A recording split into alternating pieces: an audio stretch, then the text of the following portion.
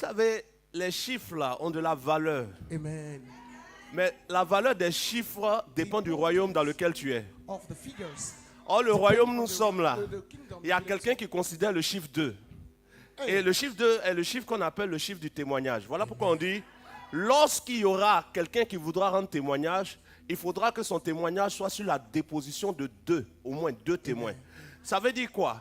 Tant qu'il n'y a pas 2 témoins, on ne peut pas dire que ce que tu dis est vrai. Mais en réalité, ça veut dire que tant qu'il n'y a pas 2 témoins, on ne peut pas dire que tu as un témoignage. Pourquoi il dit 2 témoins? Parce qu'un témoignage, ce n'est pas quelque chose qui reste chez toi seul. Il faut quelqu'un qui voit. Donc on est dans le mois où Dieu doit faire voir quelque chose chez quelqu'un. Parce que si c'est toi seul, si c'est quelque chose que Dieu a fait, que c'est toi seul qui sais, ce n'est plus quelque chose que Dieu a fait. Voilà pourquoi je vous disais que quelle que soit la petite chose, même si vous pensez que c'est petit, rendez témoignage. Rendre témoignage, c'est-à-dire ajouter des témoins. Quand on dit j'ai rendu témoignage, c'est une manière de dire j'ai ajouté des témoins. Donc si Dieu fait quelque chose que tu gardes, que tu n'as pas fait sortir, c'est que Dieu n'a rien fait. Parce qu'aucune preuve n'est établie que la chose a existé. Donc Dieu fait tout pour que ce qu'il fait dans ta vie là puisse être dit. Voilà pourquoi Dieu fait de bonnes choses. Donc toute bonne chose que Dieu fait, il fait pour que ça sorte. Il ne fait pas pour que ça reste. Non, c'est que Dieu a fait les petits. Ça là, bon, si on va dire que les gens, leur témoignage est gros. On n'est pas en train de chercher les gens, leur témoignage est gros, bien les gens, leur témoignage est petit. On est en train de chercher à ce qu'il y ait 2 témoins. Donc Dieu fait des choses dans notre vie qui rendent témoignage de quelque chose. Ça veut dire que quelqu'un peut venir t'accuser pour te dire, où est ton Dieu? Quelqu'un peut t'accuser pour dire, est-ce que Dieu est avec toi? Quelqu'un peut dire que Dieu ne t'aime pas. Quelqu'un peut dire que Dieu t'a abandonné. Mais pendant qu'ils sont en train de dire ça, ils vont prendre comme témoin la maladie. Ils vont prendre comme témoin le monde. Ils vont prendre comme témoin ceux qui te connaissent. Ils vont prendre même comme témoin tes erreurs. Mais pendant qu'ils font leurs témoins, quels sont tes témoins? Ton premier témoin, c'est l'amour de Dieu. L'amour de Dieu est ton témoin. Amen. Parce que l'amour de Dieu se manifeste en ce que quand ils prennent comme témoin ton péché, l'amour de Dieu prend comme témoin sa miséricorde. Amen. Je dis quelque chose à quelqu'un ce matin. L'amour de Dieu prend comme témoin sa miséricorde. Quand il prend comme témoin la maladie, Dieu prend comme témoin la puissance de la guérison. Que la puissance de la guérison localise quelqu'un ce matin. Au nom de Jésus. Amen. Quand il prend comme témoin les gens qui te détestent, Dieu prend comme témoin tes frères et sœurs en Christ qui sont là.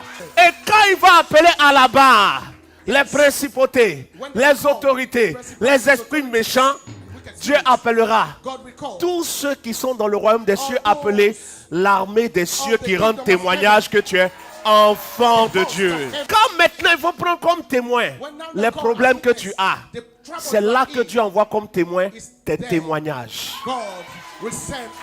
Parce qu'au moment où on dit, mais si Dieu est avec toi, pourquoi est-ce que tu n'as pas de moyens? Dieu permet que tu aies un travail. Dès que tu as le travail témoigne qu'ils ont menti. Chaque situation qui pouvait témoigner contre toi, que Dieu apporte un témoignage qui est témoin. Au nom de Jésus, qu'une action de Dieu qui rend témoignage contre tous ceux qui t'accusent soit manifestée en ce 2e mois, dans le 3e mois, dans le 4e mois et dans tous les mois de cette année. Au nom puissant de Jésus. Que lorsque l'ennemi se présentera devant toi, même si cet ennemi est un ange du royaume des cieux, parce que quand on dit ennemi, les gens pensent que ennemi, ça veut dire destructeur. Non. Quelqu'un peut être ton adversaire pendant même qu'il est du même royaume que toi. On dit Dieu résista à David. Mais quand il résiste à quelqu'un, tu es son adversaire. Mais Dieu n'était pas le destructeur de David. Dieu peut te résister pour te corriger. Il devient comme ton ennemi, comme ton adversaire. Mais c'est dans le but de te corriger. Donc même quand Dieu même décide de se lever contre toi, ce n'est jamais pour te faire du mal. Que dans ce mois, quiconque se lève comme toi, comme dans le cas de Josué.